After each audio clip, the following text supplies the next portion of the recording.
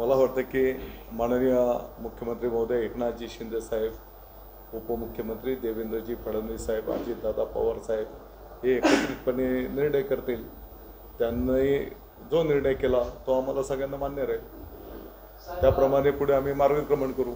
माझं काय मत आहे असं माझं मत आहे की माझ्यासारख्याही कार्यकर्त्याने जो ज्या विषयावर मी आत्ताच बोललो की मुख्यमंत्री महोदय एकनाथजी शिंदे साहेब, उपमुख्यमंत्री देवेंद्रजी फडणवीस साहेब, अजितदादा पवार साहेब एकत्रित बसतील, ते जे निर्णय करतील तो निर्णय आम्ही मान्य केला पाहिजे. आता जे माझं क्षेत्र नाही तिकडे मी बोलायला नको. संपूर्ण पैशांची तरतूद करण्यात आलेली आहे आणि जास्तीचं लांब काय, एक महिन्याभराच्या आत आता रक्षाबंधन आहे. रक्षाबंधनची भाऊबीजची भेट मुख्यमंत्री महोदय देतील. मी आत्ता पण भाषणामधनं सांगितलं की हेच लोक आधी बोलायचे की हे असंवैधानिक सरकार आहे का नाही, घटनाबाह्य सरकार आहे. आता लेक लाडकी बहीण योजना आली तर आता बोलतात की 1500 रुपये नाही 10,000 रुपये दिले पाहिजे. 1500 रुपयांवर तुम्ही पैसे कुठून आणणार प्रश्नचिन्ह निर्माण करता.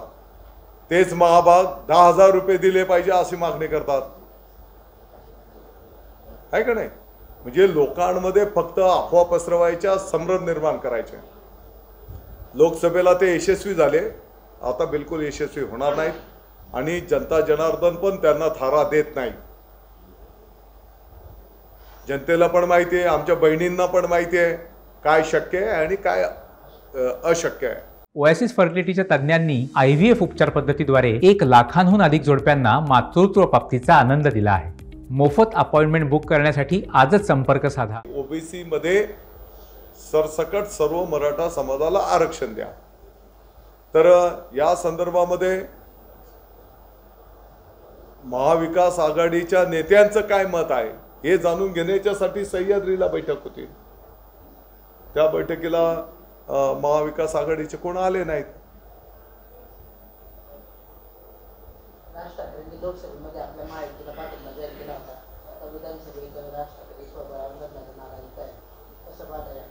मला वाटतं की त्यांचा स्वतंत्र पक्ष आहे, त्यांची स्वतंत्र एक विचारधारा आहे. आता लोकशाही प्रक्रियेमध्ये त्यांच्या पक्षाने काय करायचं तो त्यांचा अधिकार आहे.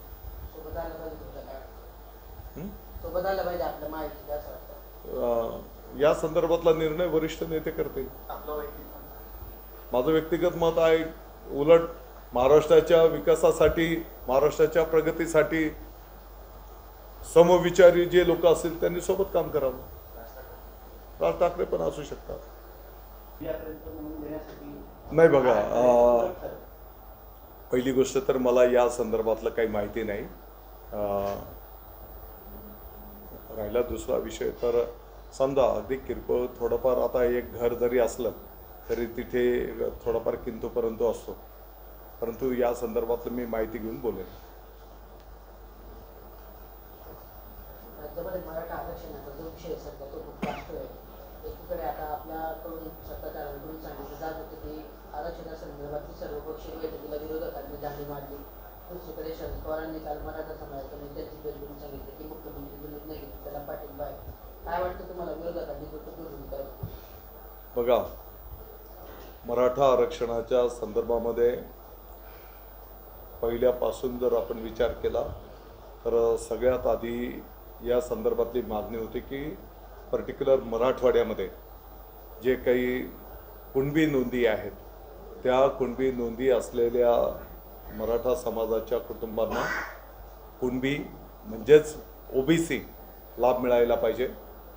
आपण बघितलं असेल की या संदर्भामध्ये एक कमिटी स्थापन करून अनेक नोंदींचा शोध त्या ठिकाणी घेण्यात आला आणि ज्यांच्या कुणबी नोंदी वैध कागदपत्रांमध्ये आढळून आलेले आहेत त्यांना कुणबी प्रमाणपत्र म्हणजेच ओबीसीचा लाभ पण त्या ठिकाणी मिळायला सुरुवात झाली.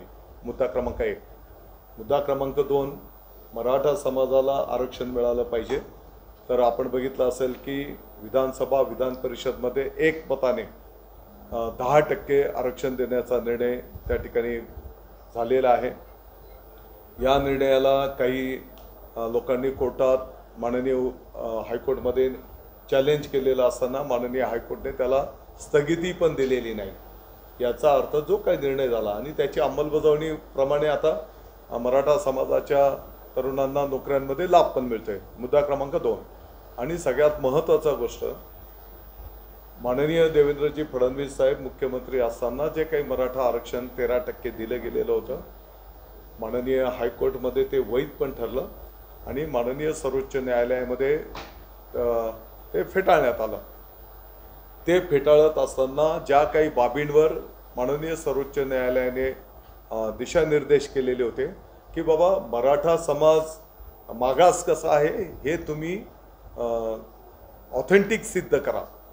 आपण बघितलं असेल की मुख्यमंत्री महोदयांनी या संदर्भामध्ये लाखोच्या संख्येने शासकीय अधिकाऱ्यांना कामाला लावून रात्रंदिवस मेहनत करून तो अहवाल त्या ठिकाणी तयार केलेला आहे.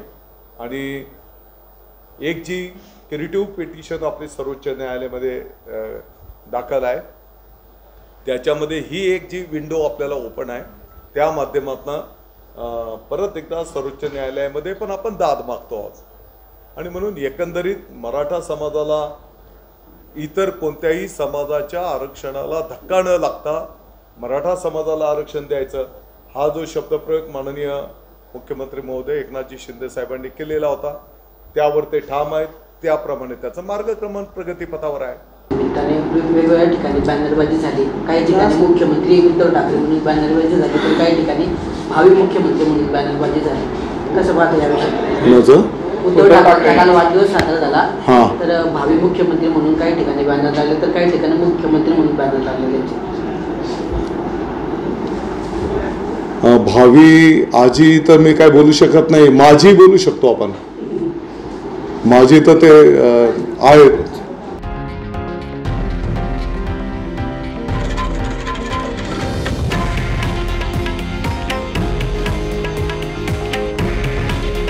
हे आहे देशातील नंबर 1 न्यूज नेटवर्क आणि आपण पाहत आहात TV9 मराठी. काळजी तुमची, हित महाराष्ट्राचं.